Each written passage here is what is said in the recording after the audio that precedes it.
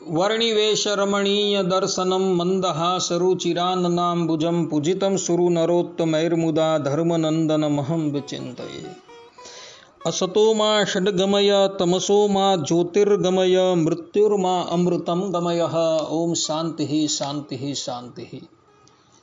આજની જ્ઞાન સભાની અંદર પધારનારા બધા જ ભગવત ભક્તોને વેદાંતાચાર્ય પુરાણ ઇતિહાસાચાર્ય એમએ ફિલોસોફી શાસ્ત્રી રાકેશભાઈના હેતપૂર્વક જય સ્વામિનારાયણ। ભક્તો, ગયા વખતની જ્ઞાન સભામાં આપણે શ્રીમદ ભાગવતના દસમ સ્કંદના 87મા અધ્યાયમાં આવતી વેદસ્તુતિની કથા જે છે એ સદગુરુ ગોપાળાનંદ સ્વામીની ટીકાના માધ્યમથી શ્રવણ કરતા હતા। ગયા વખતે આપણે 15મા શ્લોકની વ્યાખ્યા જે છે એને વિરામ આપેલો। હવે આજે આપણે 16મા શ્લોકની વ્યાખ્યા જે છે એ શ્રવણ કરીએ।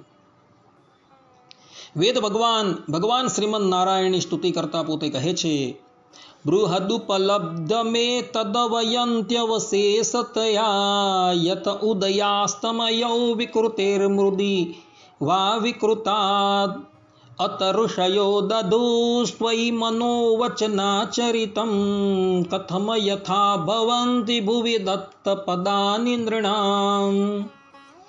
અર્થાત કે આ પરમાત્માને જ્ઞાનીઓ પ્રલય સમયે શુદ્ધ સ્વરૂપે જાણે છે અને સર્જન કાળે આ વિશ્વરૂપે વિકાસ પામેલા પરમાત્માના સ્વરૂપને જુએ છે અને ઉપાસના કરે છે। જેવી રીતે વિકાર નહીં પામતા કુંભકાર દ્વારા માટીમાં સર્જન વિસર્જન થાય છે, તેવી રીતે અવિકૃત એવા પરબ્રહ્મ દ્વારા વિકારશીલ એવી પ્રકૃતિના ઉત્પત્તિ લય રૂપે વિકારો અવસ્થાઓ થાય છે। આ કારણથી ઉપર જણાવેલા તમામ ત્રિવિધ સ્વરૂપમાં ઋષિઓ પોતપોતાના મન વચન અને કર્મને લગાડે છે। તેથી તે પરબ્રહ્મા જ લગાડે છે એમ માનવું જોઈએ। કારણ કે કોઈ વસ્તુ પર પગ મૂક્યો હોય તો શું પૃથ્વી પર પગ મૂક્યો ન ગણાય? અર્થાત ગણાય જ છે। આ શ્લોકની વ્યાખ્યાની અંદર સદગુરુ ગોપાળાનંદ સ્વામી જે છે એ કહે છે કે ભગવાન 3 સ્વરૂપે રહે છે તેનું નિરૂપણ અગાળના શ્લોકની અંદર થઈ ચૂકેલું છે। કોઈને શંકા થાય કે વેદો તો બ્રહ્મનું નિરૂપણ જે છે એ ક્યારેક જ કરે છે, જ્યારે ઇન્દ્રાદિક દેવતાઓનું વર્ણન તો એ પ્રચુર પ્રમાણમાં કરે છે। તો આ શ્લોકની અંદર એની સ્પષ્ટતા કરવામાં આવેલી છે કે એ ત્રણેય સ્વરૂપો જે છે એ પરબ્રહ્મ પરમાત્માના જ સ્વરૂપો છે અને ત્રણમાંથી કોઈ પણ એક સ્વરૂપની પણ જો તમે ઉપાસના કરો તો એ ઉપાસના જે છે એ પરબ્રહ્મ પરમાત્માની જ ઉપાસના સમજવાની છે। જેમ કે પ્રલય અવસ્થાની અંદર સંપૂર્ણ કાર્યને સમાપ્ત કરી પરબ્રહ્મ પરમાત્મા જે છે એ પોતાના ધામની અંદર શુદ્ધ સ્વરૂપે બિરાજમાન હતા। તો એ પરબ્રહ્મ પરમાત્માનું પ્રથમ સ્વરૂપ થયું। અને જ્યારે સૃષ્ટિના સર્જનની અંદર પરબ્રહ્મ પરમાત્મા તત્પર થાય છે, ત્યારે એ પરબ્રહ્મ પરમાત્મા જે છે એ વિકસિત થાય છે અને તેમાં સર્વપ્રથમ એ જ પરબ્રહ્મ પરમાત્મા જે છે એ બ્રહ્માજી રૂપે, રુદ્ર રૂપે, ઇન્દ્ર રૂપે, અગ્નિ રૂપે અને ચંદ્ર આદિક દેવોના સ્વરૂપમાં એના અંતર્યામી રૂપે રહેલા હોય છે। આ ભગવાનનું બીજું સ્વરૂપ છે। અને ત્રીજું સ્વરૂપ જે છે એ ભગવાન જ્યારે આ ધરાતલની ઉપર અધર્મની વૃદ્ધિ થાય છે ત્યારે એ અધર્મનો નાશ કરવા માટે તે યોનિની અંદર પ્રગટ થાય છે, જેને આપણે અવતારો કહીએ છીએ, વિભવ કહીએ છીએ. તો આ ભગવાનનું ત્રીજું સ્વરૂપ છે. તો આ ભગવાનના જે ત્રણ સ્વરૂપો જે છે, અર્થાત કે જે ભગવાનનું શુદ્ધ સ્વરૂપ છે, બીજું ઇન્દ્રાદિક દેવતાઓના અંતર્યામી રૂપે એ પરબ્રહ્મ પરમાત્મા રહ્યા છે, એ ભગવાનનું બીજું સ્વરૂપ છે, અને ત્રીજું જે ભગવાનનું અવતાર સ્વરૂપ છે. એ ત્રણેય સ્વરૂપોની અંદર ઋષિમુનિઓ જે છે એ મન, વાણી અને કર્મ દ્વારા એની અંદર પોતાનું મન જે છે એ જોડે છે. તો આ પ્રમાણે ઋષિઓ, વેદો કે ભક્તો જે છે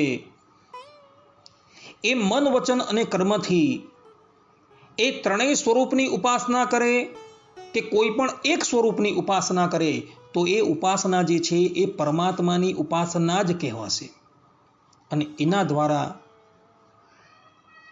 એ પરબ્રહ્મની પ્રાપ્તિ કરી શકે છે. કોઈ એમ કહે કે ભગવાનનું જે ધામનું સ્વરૂપ છે તથા ભગવાનના જે અવતારો જે છે એની ઉપાસના કરવાથી તો મુમુક્ષુ જે છે એ સંસારથી પાર થઈ જાય. પરંતુ ઇન્દ્ર છે, રુદ્ર છે, બ્રહ્માજી છે, એ દેવતાઓની ઉપાસના કરવાથી એ જીવાત્મા જે છે એ માયાથી મુક્ત કેવી રીતના થાય? તો એનો ઉત્તર જે છે એ બ્રહ્મસૂત્રની અંદર રામાનુજાચાર્યજીએ એ બ્રહ્મસૂત્રના ભાષ્યની અંદર બહુ સુંદર રીતે આવેલો છે. બ્રહ્મસૂત્ર 1.4.29 ની અંદર રામાનુજાચાર્યજીએ સ્પષ્ટ રૂપે કહ્યું છે કે ભવ બ્રહ્માદિક દેવતાઓના અંતર્યામી રૂપે એ પરબ્રહ્મ પરમાત્મા જ રહેલા હોવાથી એ ભવ બ્રહ્માદિક દેવતાઓની ઉપાસના કરવાથી એ પરબ્રહ્મ પરમાત્માની જ પ્રાપ્તિ થાય છે. વેદાંતની અંદર દ્રુહિણ રુદ્રાદિ શરીરક વિદ્યા આવે છે. એ વિદ્યાનું તાત્પર્ય એ છે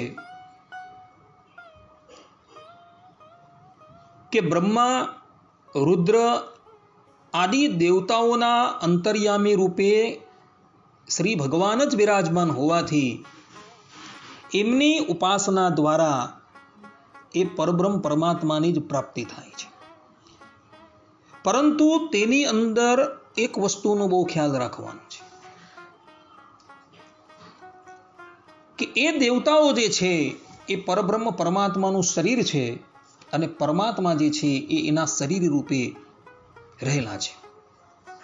અને એ ભાવથી જો તમે ઉપાસના કરો તો તમે સંસારથી પાર થઈ જાઓ. પરંતુ જો સ્વતંત્ર રૂપે એ દેવતાઓની ઉપાસના કરી તો મુમુક્ષુ જે છે એ સંસારથી પાર નથી થઈ શકતો. માટે આ દેવતાઓની ઉપાસનાની અંદર ખાસ ધ્યાન રાખવાનું છે.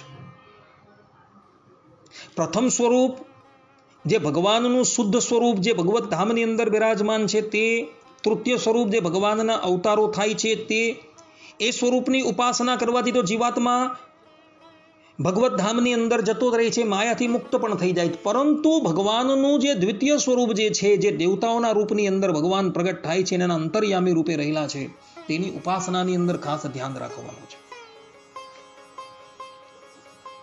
સ્વતંત્ર રીતે જો એ દેવતાઓની ઉપાસના તમે કરો તો તમે તે દેવતાઓના લોકની અંદર જશો. પરંતુ એ ભાવનાથી કરો કે એ દેવતાઓના અંતર્યામી પણ એ પરબ્રહ્મ પરમાત્મા છે, અર્થાત કે દેવતાઓ જે છે એ ભગવાનનું શરીર છે અને એના અંતર્યામી રૂપે એ પરબ્રહ્મ પરમાત્મા રહ્યા છે. એવી ભાવનાથી જો ઉપાસના કરવામાં આવે તો દ્રુહિણ રુદ્રાદિ શરીરક વિદ્યાની અંદર સ્પષ્ટ રૂપે કહ્યું છે કે આ પ્રમાણે જો ઉપાસના કરવામાં આવે તો એ જીવાત્મા જે છે એ માયાથી મુક્ત થઈ ભગવાનના ધામની અંદર જતો રહે છે. આ પ્રમાણે પરબ્રહ્મ પરમાત્મા જે છે એ ત્રણ સ્વરૂપે રહેલા હોય છે. આ પ્રમાણે પરીક્ષિત રાજાએ આ વેદસ્તુતિના પ્રારંભની અંદર જ સુખદેવજી મહારાજને પ્રશ્ન કરેલો હતો કે વેદો ભગવાનના નિત્ય સિદ્ધ ત્રિગુણથી પર દિવ્ય ગુણોનું સાક્ષાતપણે પ્રતિપાદન કઈ રીતે કરી શકે, તેનો પણ ઉત્તર જે છે એ આ શ્લોકની અંદર અપાઈ જાય છે. કારણ કે વેદોની અંદર બહુધા પરબ્રહ્મ પરમાત્મા જે દેવતા રૂપે રહેલા છે, અર્થાત કે દેવતાના અંતર્યામી રૂપે રહેલા છે, તેની જ વેદોએ સ્તુતિ કરેલી છે. એટલે પરીક્ષિત રાજાએ જે પ્રશ્ન કરેલો છે કે વેદો જે છે એકો 3 ગુણ પરક છે, તો એ દિવ્ય ગુણવાળા પરબ્રહ્મ પરમાત્માનું વર્ણન કેવી રીતના કરી શકે, તેનો ઉત્તર પણ જે છે અહીં અપાઈ જાય છે. કારણ કે વેદો જે છે એ વસ્તુતા એ દેવતાઓનું વર્ણન નથી કરતા, પરંતુ દેવતાના અંતર્યામી જે પરબ્રહ્મ પરમાત્મા જે છે એનું વર્ણન કરી રહ્યા છે. અર્થાત કે શરીરી ભાવે એ પરબ્રહ્મ પરમાત્મા જે દેવતાઓના શરીર રૂપે રહ્યા છે એની જ વેદ ભગવાન જે છે સ્તુતિ કરી રહ્યા છે. એટલે પરીક્ષિત રાજાએ જે પ્રશ્ન કરેલો હતો એ પ્રશ્નનો ઉત્તર જે છે એ આ શ્લોકની અંદર સુખદેવજી દ્વારા અપાઈ જાય છે. અહીં આ શ્લોકની અંદર સૃષ્ટિની ઉત્પત્તિની પણ વાત કરવામાં આવેલી છે કે પરબ્રહ્મ પરમાત્મા જે છે એ સૃષ્ટિની જ્યારે ઉત્પત્તિ કરે છે ત્યારે એ પરબ્રહ્મ પરમાત્મા પોતાના શરીર દ્વારા જ જગત રૂપે પરિણીત થઈ જાય છે.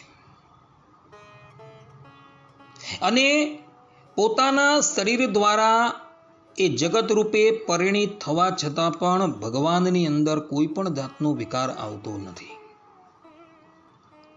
જે પ્રમાણે કુંભકાર હોય છે, એ કુંભકાર ઘટનું નિર્માણ કરવા માટે તૈયાર થાય છે, ત્યારે એક ઘટ બનાવવા માટે તૈયાર થયેલી ક્રિયાની અંદર એ માટીની અંદર વિકૃતિ આવે છે, પરંતુ કુંભકારની અંદર વિકૃતિ આવતી નથી. કુંભકાર તો જેમ છે તેમ જ રહે છે. તે જ પ્રમાણે પરબ્રહ્મ પરમાત્મા જ્યારે સંપૂર્ણ જગતની ઉત્પત્તિ કરવા માટે તૈયાર થાય છે, ત્યારે એ પરબ્રહ્મ પરમાત્મા જે છે એ પોતાના શરીર દ્વારા પરિણીત થાય છે. યસ્ય પૃથ્વી શરીરમ, યસ્ય આપ શરીરમ, યસ્ય અક્ષર શરીરમ, યસ્યાત્મ શરીરમ. આ પ્રમાણે બૃહદારણ્યક ઉપનિષદની અંદર જે શ્રુતિઓ આવે છે એ શ્રુતિનું તાત્પર્ય એ જ છે કે પરબ્રહ્મ પરમાત્મા જે છે એ સૃષ્ટિ રૂપે પરિણીત થાય છે, એ સ્વયં નથી થતા, પરંતુ પોતાના શરીર દ્વારા એ સૃષ્ટિ રૂપે પરિણીત થાય છે. અને આ પ્રમાણે પરિણીત થવા છતાં પણ એ પરબ્રહ્મ પરમાત્માની અંદર કોઈ પણ જાતનો વિકાર આવતો નથી. બીજું એક દ્રષ્ટાંત જે છે એ મુંડક ઉપનિષદની અંદર આવે છે. 1:18 અંદર કરોડિયાનું દ્રષ્ટાંત આવે છે. જે પ્રમાણે કરોડિયો જે છે એ વિહાર કરવાની ઈચ્છાથી પોતાના મુખમાંથી લાળ જે છે એ કાઢે છે અને એના દ્વારા એક જાળીનું નિર્માણ કરે છે, અને એ જાળીની અંદર એ પોતે વિહાર કરતો હોય છે. અને પછી એ જ જાળ જે છે એને પોતાની અંદર લીન કરી દેતો હોય છે. આ પ્રમાણેની પ્રક્રિયા કરવા છતાં પણ એ કરોડિયાની અંદર કોઈ પણ જાતનો વિકાર નથી આવતો. એ કરોડિયો જે છે એ નિર્વિકાર જ રહે છે. વિકાર જે આવે છે એ કેવલ ને કેવલ એની લાળની અંદર આવે છે. તે જ પ્રમાણે આ સંપૂર્ણ જગત જે છે એ શ્રીમદ નારાયણ ભગવાનનું શરીર છે. અને એ પરબ્રહ્મ પરમાત્મા જે છે એ સૃષ્ટિની ઉત્પત્તિ કરવા માટે તૈયાર થાય છે ત્યારે પોતાના શરીર દ્વારા એ ભગવાન જે છે એ પરિણામ પામે છે. અને શરીર દ્વારા એ પરમાત્મા પરિણામ પામવા છતાં પણ એ ભગવાનની અંદર કોઈ પણ જાતનો વિકાર આવતો નથી. ભગવાન જે છે એ નિર્વિકાર રહે છે. કુંભકારની અંદર જે પ્રમાણે વિકાર નથી આવતો,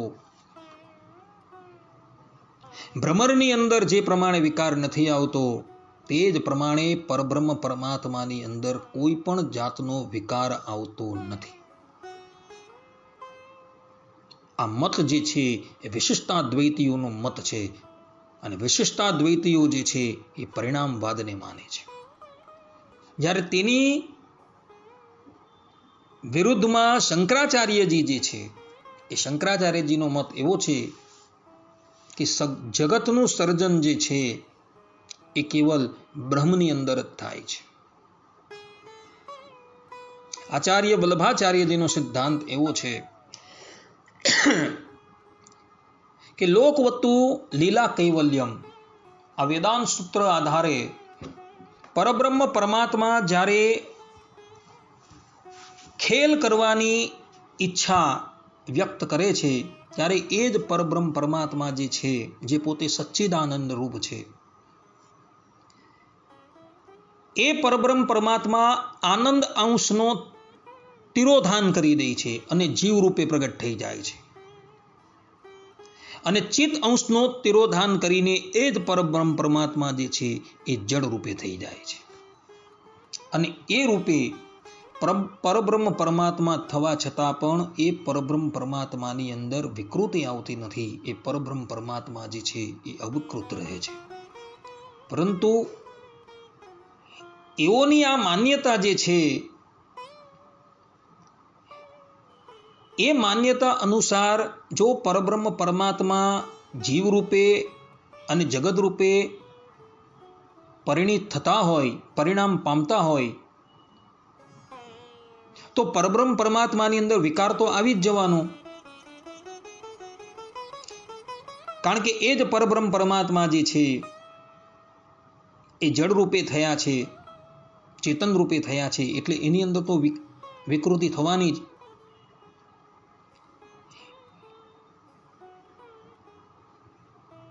એટલે વિકૃતિ થઈ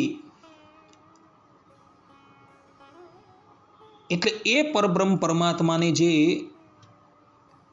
અચ્યુત કહેવામાં આવેલા છે શાસ્ત્રોમાં, એ અચ્યુત ભગવાન જે છે એમાં ચ્યુતતા આવી જવાની.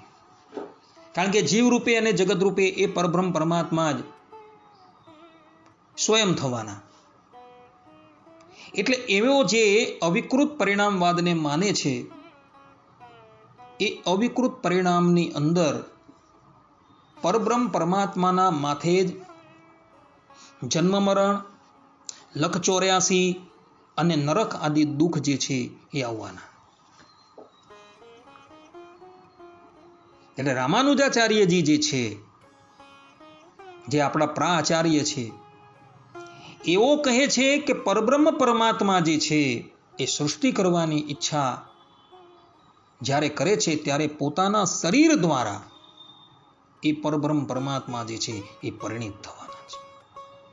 અને શરીર દ્વારા પરિણિત થવા છતાં એ પરબ્રહ્મ પરમાત્માની અંદર કોઈ પણ જાતનો વિકાર જે છે એ થતો નથી.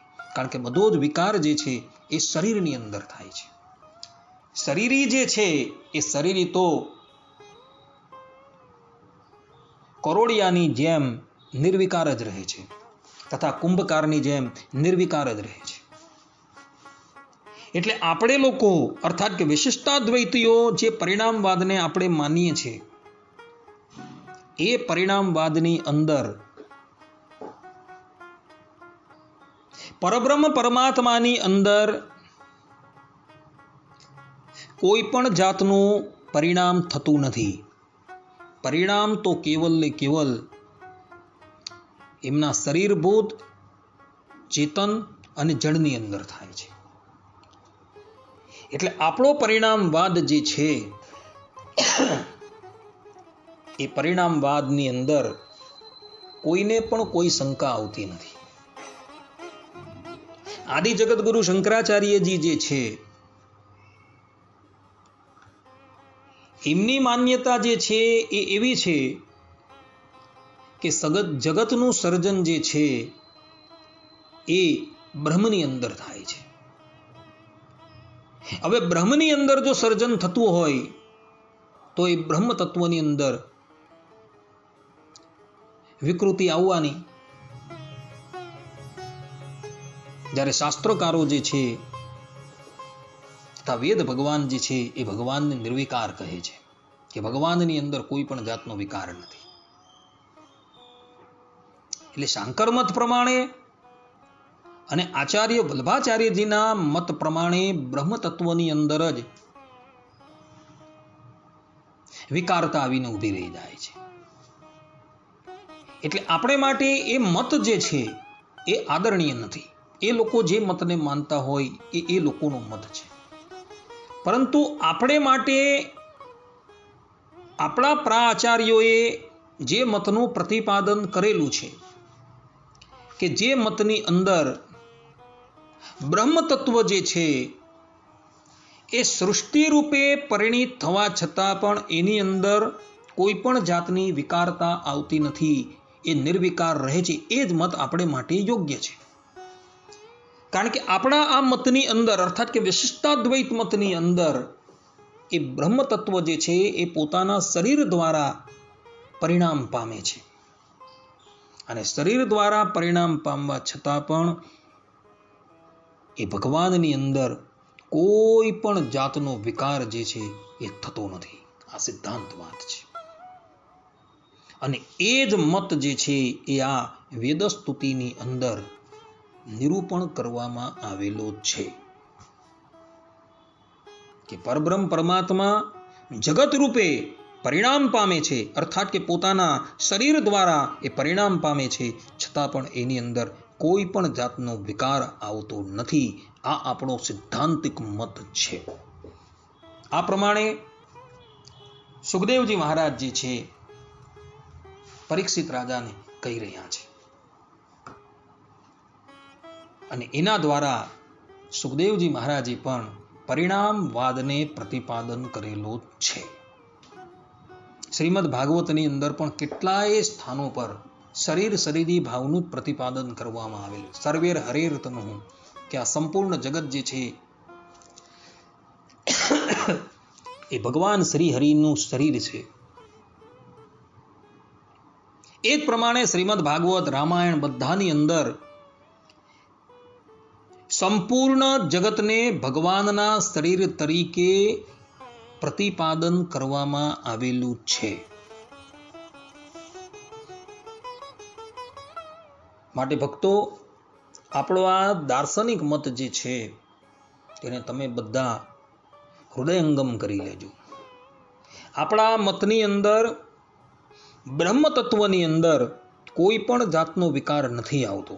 સૃષ્ટિની ઉત્પત્તિ વખતે એ બ્રહ્મ તત્વ જે છે એ સૃષ્ટિની ઉત્પત્તિ કરવાનો સંકલ્પ કરે છે અને પોતે જ તે રૂપે થઈ જાય છે. અર્થાત કે પોતાના શરીર દ્વારા એ પરબ્રહ્મ પરમાત્મા જે છે એ સૃષ્ટિ રૂપે થાય છે, છતાં પણ એ પરબ્રહ્મ પરમાત્માની અંદર કોઈ પણ જાતનો વિકાર આવતો નથી. કારણ કે વિકાર જે છે એ બધો આવે છે કેવલ જળ અને ચેતન એવા પોતાના શરીરની અંદર. અને શરીરથી એ શરીરી જે છે એ અત્યંત નિર્વિકાર છે. આ પ્રમાણેનો આપણો સિદ્ધાંત જે છે એ હૃદયંગમ ભક્તો કરી લેજો. અહીં આ વેદસ્તુતિ જે છે એ વેદસ્તુતિના દ્વિતીય શ્લોકની વ્યાખ્યા જે છે એ પૂર્ણ થાય છે. હવે આપણે વેદસ્તુતિના ત્રીજા શ્લોકની અંદર પ્રવેશ કરીએ. વેદ ભગવાન જે છે એ ભગવાન શ્રીમદ નારાયણની સ્તુતિ કરતા કહે છે, ઇતિ તવ સૂરયાષ્ટધિપતેખિલ લોકમલ ક્ષપણ કથામૃતાબ્ધિમવઘાય તપાંસી જહુઃ કિમુત પુનઃ સ્વધામ વિદુતાશય કાલ ગુણઃ પરમ ભજંતિ યે પદમજસ્ર સુખાનુભવમ. અર્થાત કે હે ત્રિલોકીના અધિપતિ, જ્ઞાનીઓ આ પ્રકારની તમારી સમગ્ર લોકના દુઃખ માત્રનો નાશ કરનારી કથા તે રૂપી અમૃતમય સાગરનું સેવન કરીને 3 પ્રકારના તાપનો ત્યાગ કરતા થકા પરમપદને પ્રાપ્ત કરે છે. તો પછી પોતાના જ્ઞાન વૈરાગ્યના પ્રભાવથી જેમણે અંતકરણ અને કાળના ગુણોને તાળી નાખ્યા છે એવા જે લોકો શાશ્વત સુખાનુભવના કારણરૂપ તમારા ચરણોનું સેવન કરે તેમની મહત્તાની તો વાત જ સી કરવી. સદગુરુ ગોપાળાનંદ સ્વામી આ શ્લોકની ટીકાની અંદર કહે છે કે આની અંદર વેદ ભગવાન જે છે એ ભગવત કથાનો અદ્ભુત મહાત્મ્ય જે છે એ વર્ણન કરી રહી છે. ટીકાકાર એવું કહે છે કે જગતમાં જ્ઞાનીઓ જે છે એ 2 પ્રકારના છે. એક પ્રવૃત્તિ માર્ગવાળા અને બીજા નિવૃત્તિ ધર્મવાળા. એમાં પ્રથમ કક્ષાના જે પ્રવૃત્તિ માર્ગવાળા જે ઉપાસકો છે તેઓ બધા ભગવાનના અવતાર આદિકની કથા જે છે એ શ્રવણ કરે છે અને એને આધારે એ લોકો પ્રવૃત્તિ માર્ગનો ઉપદેશ આપે છે. તો આવા બ્રહ્માદિક દેવતાઓ, સપ્તર્ષિઓ એ લોકોના 3 પ્રકારના તાપ, આધ્યાત્મિક, આધિભૌતિક અને આધિદૈવિક, આ 3 પ્રકારના તાપો જે છે એ ભગવત કથાના શ્રવણથી દૂર થઈ જાય છે. એટલે ભગવાનની કથા જે છે અર્થાત કે મહાપુરુષોનો જે સમાગમ જે છે એ ત્રિવિધ તાપનો નાશ કરનાર છે એવું સ્વામીજી અહીં કહી રહ્યા છે. ભક્તો, ભગવાન શ્રી કૃષ્ણએ શ્રીમદ ભાગવતની અંદર એકાદશ સ્કંદના 13મા અધ્યાયની અંદર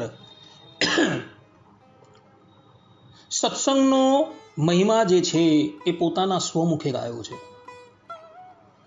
ભગવાન શ્રી કૃષ્ણ ઉદ્ધવજીને કહે છે, ન રોધયતિ મામ યોગો ન સાંખ્યમ ધર્મ એવ ચ ન સ્વાધ્યાયાસ તપસ્ત્યાગો નેષ્ટા પૂર્તમ ન દક્ષિણા વ્રતાની યજ્ઞ છંદાંશી તીર્થાની નિયમા યમઃ યથા વરુંધે સત્સંગઃ સર્વસંગા પહો હિમામ સત્સંગેન હિ દૈતેયા યાતુ ધાના મૃગા ખગાઃ ગંધર્વાપ્સરસો નાગા સિદ્ધાશ્ચારણ ગુહ્યકાઃ.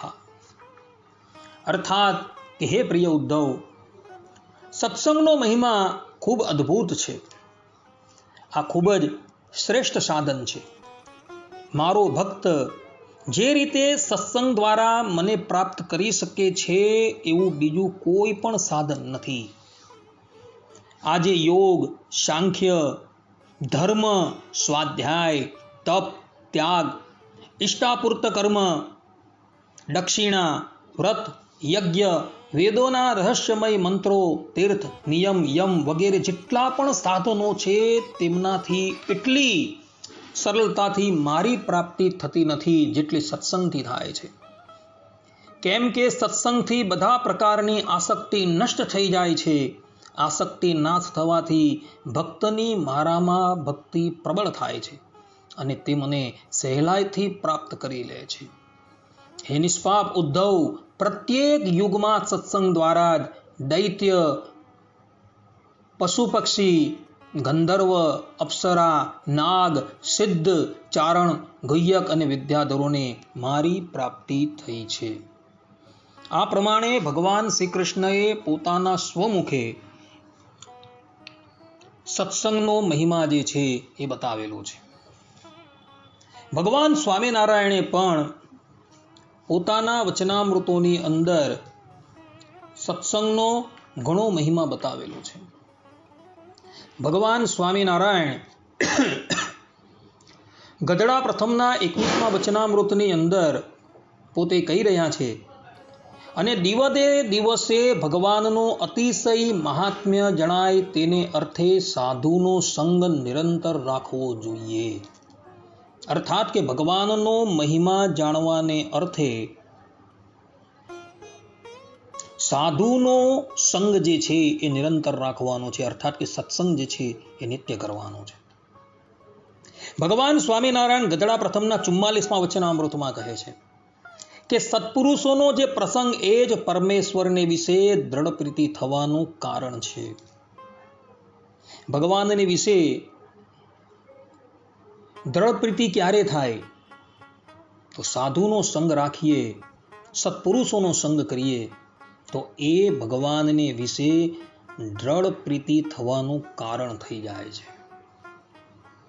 સારંગપુરના 18મા વચનામૃતની અંદર ભગવાન સ્વામિનારાયણ કહે છે, જે શ્રદ્ધાવાન પુરુષ હોય અને તેને જો સાચા સંતનો સંગ મળે અને તે સંતના વચનને વિશે શ્રદ્ધાવાન થાય તો એના હૃદયને વિશે સ્વધર્મ, વૈરાગ્ય, વિવેક, જ્ઞાન, ભક્તિ આદિ જે કલ્યાણકારી ગુણ તે સર્વે પ્રગટ થઈ આવે છે અને કામ, ક્રોધાદિક જે વિકાર તે બળી જાય છે. આમ ભગવાન સ્વામિનારાયણ કહે છે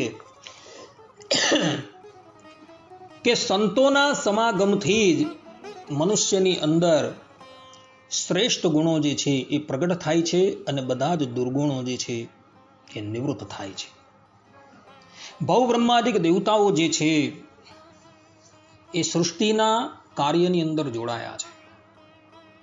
એ લોકોના જીવનની અંદર પણ અનેકો વખત વિઘ્ન આવેલા છે એવું ઇતિહાસ અને પુરાણોની અંદર લખાયું છે. પરંતુ એ વિઘ્ન આવવા છતાં પણ એ લોકો પુનઃ પોતાની સ્થિતિની ઉપર આરૂઢ થઈ ગયા, કારણ કે એ લોકોને સત્સંગ હતો અને સત્સંગને કારણે એ લોકો પુનઃ પોતાના માર્ગની ઉપર આરૂઢ થઈ ગયા. માટે ભક્તો શાસ્ત્રોની અંદર સત્સંગનો ખૂબ મહિમા જે છે એ ગવાયો છે. કારણ કે સત્સંગની અંદર મનુષ્યને પોતાના જે દુર્ગુણો જે છે એ દુર્ગુણોની ખબર પડે છે, અને દુર્ગુણોની ખબર પડે એટલે મનુષ્ય જે છે એ દુર્ગુણોને ટાળવાના પ્રયાસમાં લાગી જાય છે. અને દુર્ગુણો ટળતા જ એની અંદર સદગુણો પ્રગટ થાય છે. અને સદગુણો પ્રગટ થાય તો એ જીવાત્માથી પરમાત્મા જે છે એ પછી ક્યારેય પણ દૂર નથી રહેતા. શ્રીમદ ભાગવતની અંદર 10મ સ્કંદના 31મા અધ્યાયની અંદર ગોપીઓ જે છે એ ગોપી ગીતની અંદર પોતે ગાય છે, તવ કથામૃતમ તપ્ત જીવનમ કવિ બિરીડિતમ કલ્મષાપહમ શ્રવણ મંગલમ શ્રીમદાતતમ ભુવિ ગૃહંતિ તે ભૂરિદા જનઃ. અર્થાત કે હે પ્રભુ, તમારી લીલા કથા પણ અમૃત સ્વરૂપ છે. વિરહથી વ્યથિત થયેલા લોકો માટે તો તે જીવન સર્વસ્વ છે. મોટા મોટા જ્ઞાની મહાત્માઓ, ભક્ત કવિઓએ તેનું ગાન કર્યું છે. તે બધા પાપ તાપને હરવાવાળી છે. સાથે સાથે તેના શ્રવણ માત્રથી મંગલ, પરમ કલ્યાણનું દાન પણ કરનારી છે. તે પરમ સુંદર, પરમ મધુર અને બહુ વિસ્તૃત પણ છે. જે તમારી તે લીલા કથાનું ગાન કરે છે, વાસ્તવમાં પૃથ્વી લોકમાં તે જ સૌથી મોટા દાતા છે. અહીં પણ ગોપીઓ પોતાના સ્વમુખે ભગવાનની લીલા કથાઓનો મહિમા જે છે એ વર્ણવે છે. માટે પ્રવૃત્તિ માર્ગની અંદર જે પણ કોઈક વ્યક્તિ આરૂઢ થયો છે, તો એવા વ્યક્તિને માટે સત્સંગ જે છે એ જીવાદોરી સમાન છે. એવા વ્યક્તિએ એ પ્રવૃત્તિમાંથી નિવૃત્તિ તરફ આગળ વધવા માટે મહાપુરુષોનો સમાગમ અવશ્ય કરવો જોઈએ. અને વેદ ભગવાન જે છે એ અહીં સત્સંગનો અદ્ભુત મહિમા જે છે એ વર્ણવી રહ્યા છે. કારણ કે સામાન્યમાં સામાન્ય વ્યક્તિ જે છે એ પણ મહાપુરુષોના સમાગમથી પરમ ભાગવત જે છે એ બનેલા જોવા મળે છે.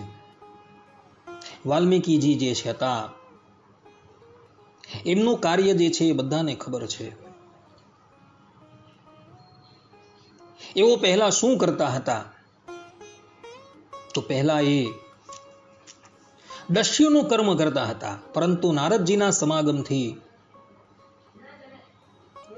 એમને વાસ્તવિક જ્ઞાન થાય છે અને પછી એ ભગવાનના ભજનની અંદર આરૂઢ થઈ જાય છે. આમ નારદજીના સમાગમથી એક દસ્યુ વ્યક્તિ જે છે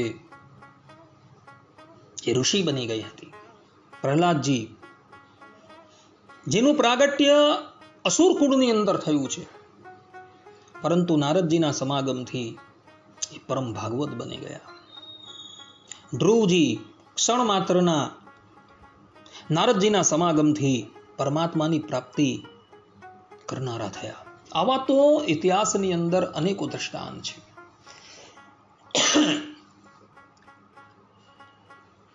કે સંત સમાગમથી એ લોકોનું જીવન જે છે એ પરિવર્તિત થઈ ગયું હતું. માટે પ્રવૃત્તિ ધર્મની અંદર રહેનારા જેટલા પણ લોકો છે એ લોકોએ સંતોનો સમાગમ કરવો ને કરવો એ જ સિદ્ધાંત વાત છે. સદગુરુ ગોપાળાનંદ સ્વામી આ શ્લોકની ટીકાની અંદર નિવૃત્તિ ધર્મની અંદર આરૂઢ થનારા સાધકોની પણ વાત કરી રહ્યા છે. જ્ઞાનીઓ બે પ્રકારના છે, પ્રવૃત્તિ ધર્મવાળા અને નિવૃત્તિ ધર્મવાળા. એમાં પ્રવૃત્તિ ધર્મવાળા બહુબ્રહ્માદિક દેવતાઓની વાત કરી કે એ પ્રવૃત્તિ ધર્મની અંદર રહેનારા જે બહુબ્રહ્માદિક દેવતાઓ જે છે એ લોકો પણ ત્રણેય પ્રકારનો સંતાપ નાશ થાય એને અર્થે ભગવાનની કથા વાર્તાનું શ્રવણ જે છે એ કરતા જ હોય છે. હવે સ્વામી નિવૃત્તિ ધર્મવાળા નારદ સંકાદિક જેવા જ્ઞાનીઓ જે છે તેની વાત કરી રહ્યા છે. તો નિવૃત્તિ ધર્મવાળા જે નારદ સંકાદિક લોકો જે છે તેઓ તો સતત પ્રભુના ચરણ કમળના સુખની અંદર જ લીન થયેલા છે. આ પ્રકારના જે સાધકો જે છે, આ પ્રકારના જ્ઞાનીઓ જે છે એ સંસારની પ્રવૃત્તિની અંદર જોડાયેલા નથી અને તેઓ જ્ઞાન અને વૈરાગ્યના બળથી જ અંતકરણના જે દુર્ગુણો છે, રાગ જે છે, દ્વેષ છે ઇત્યાદિકને નાશ કરે છે. પ્રવૃત્તિ ધર્મવાળા જે બહુબ્રહ્માદિક દેવતાઓ છે એવો ભગવાનની કથા વાર્તાનું શ્રવણ કરી પોતાની અંદર રહેલા જે ત્રિવિધ તાપ છે તેને દૂર કરે છે. અને નિવૃત્તિ ધર્મવાળા જે નારદજી છે, સનકાદિક છે, એઓ પોતાના જ્ઞાન વૈરાગ્યના બળથી અંતકરણના જે દોષો છે અર્થાત કે દુર્ગુણો છે તેનો નાશ કરે છે. પરંતુ ભક્તો, એ નિવૃત્તિ ધર્મવાળા જે નારદ સંકાદિક છે એ લોકો પણ જ્યાં સુધી સમાધિની અંદર રહે છે ત્યાં સુધી તો એ સમાધિના સુખનો અનુભવ કરે છે. પરંતુ જ્યારે સમાધિમાંથી એ લોકો બહાર નીકળે છે ત્યારે એઓ પણ બધા પોતાના મનને ભગવાનની કથા વાર્તાની અંદર જોડી દે છે. ભગવાન સ્વામિનારાયણ વચનામૃતમાં આ વાત કહેલી છે. એટલે પ્રવૃત્તિ ધર્મવાળા હોય કે નિવૃત્તિ ધર્મવાળા હોય, એ બંને પ્રકારના જે જ્ઞાનીઓ છે એ લોકોને માટે ભગવાનની કથા વાર્તા, મહાત્માઓનો સંગ જે છે એ જીવાદોરી સમાન છે. આપણે પણ આ સંસારની અંદર રહેલા છીએ. કોઈક વ્યક્તિ પ્રવૃત્તિ માર્ગની અંદર છે, કોઈક વ્યક્તિ નિવૃત્તિ માર્ગની અંદર છે.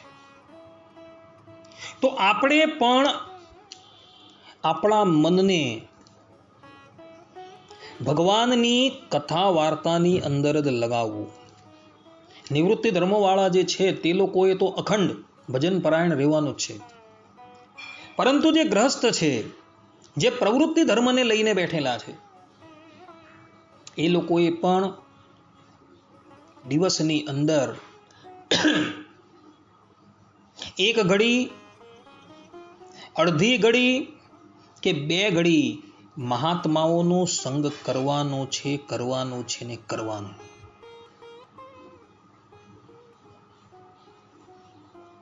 તો મહાત્માનો સંગ કરવાથી એ પ્રવૃત્તિ ધર્મવાળા જે ગ્રહસ્થો છે એ લોકોના પણ જે કલ્મશ છે, એ કલ્મશ જે છે એ બધા જ નાશ પામે જશે. માટે ભક્તો, મન, વાણી અને કાયથી મહાપુરુષોનો સંગ કરજો. કારણ કે મહાપુરુષોનો તમે સંગ કરશો તો એ મહાપુરુષો જે છે એ તમને તમારા દુર્ગુણો બતાવશે. અને એ દુર્ગુણો બતાવશે તો તમે એ દુર્ગુણોને ટાળવા માટે તત્પર થશો. યાદ રાખજો ભક્તો, ભગવાનના ધામની અંદર પ્રવેશ એ જ વ્યક્તિનો થઈ શકે છે કે જેના રાગ અને દ્વેષ જે છે એ સંપૂર્ણપણે નિવૃત્ત થઈ ગયા છે. મહાભારતની અંદર કહ્યું છે કે ભગવાનની કથા વાર્તાનું શ્રવણ, શાસ્ત્રોનું અધ્યયન, એ બધું કર્યા પછી સાધકે શું કરવાનું છે? તો પોતાની અંદર રહેલા રાગ છે, દ્વેષ છે, એનાથી મુક્ત થવાનું છે અને પોતાના મનને ભગવાનની અંદર લગાવવાનું છે. 4 વેદ ભણો, ષડદર્શન ભણો, એના આચાર્ય બનો, પરંતુ પોતાના અંતકરણમાંથી રાગ અને દ્વેષ નિવૃત્ત નથી થયા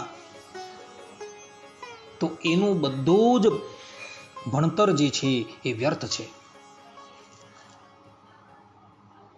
માટે શાસ્ત્રોનું અધ્યયન કરીને આપણે બધાએ પોતાના અંતકરણની અંદર અનાદિકાળથી જે ઘર કરીને બેઠેલા છે એવા પોતાના અંતશત્રુ જે છે એ અંતશત્રુથી નિવૃત્ત થવાનું છે. અર્થાત કે એ અંતશત્રુને જે છે એ ટાળવાના છે અને પોતાનું મન જે છે એ ભગવાનની લીલા કથાની અંદર, ભગવાનના ચરણારવિંદની અંદર સ્થિર કરવાનું છે. આ જ કરવાનું છે, બીજું કંઈ કરવાનું નથી. માટે ભક્તો પોતાના દુર્ગુણોને ઓળખવા માટે અને પોતાના દુર્ગુણોને ટાળવા માટે મહાપુરુષોનો સંગ જે છે એ અવશ્ય કરજો. શ્રીમદ ભાગવતની અંદર ભગવાન શ્રી કૃષ્ણ કહે છે, ગોપીઓ કહે છે, અને અહીં વેદ ભગવાન જે છે એ પણ કહે છે, તથા ભગવાન શ્રી હરિ પણ વચનામૃતની અંદર આ જ વાત કરે છે. માટે પુનઃ કહું છું, એવા મહાપુરુષોનો સંગ કરજો કે જે મહાપુરુષોનો સંગ કરવાથી તમારી અંદર રહેલા દુર્ગુણો જે છે એ નિવૃત્ત થાય છે. આ પ્રમાણે અહીં શ્રીમદ ભાગવતના દસમ સ્કંદના 87મા અધ્યાયની અંદર જે વેદસ્તુતિ જે છે એ વેદસ્તુતિના તૃતીય શ્લોકની વ્યાખ્યા જે છે એ પૂર્ણ થાય છે. હવે પછીના પ્રવચનની અંદર આપણે આ વેદસ્તુતિના ચતુર્થ શ્લોકની વ્યાખ્યા જે છે એ શ્રવણ કરશું. ત્યાં લગીન બધા જ ભગવદ્ ભક્તોને હેતપૂર્વક જય સ્વામિનારાયણ. સર્વે સંતુ નિરામયઃ, સર્વે સુખીનો ભવંતુ, સર્વે ભદ્રાણી પશ્યંતુ, મા કશ્ચિદ દુઃખ ભાગ ભવેત. અસ્તુ. જય સ્વામિનારાયણ.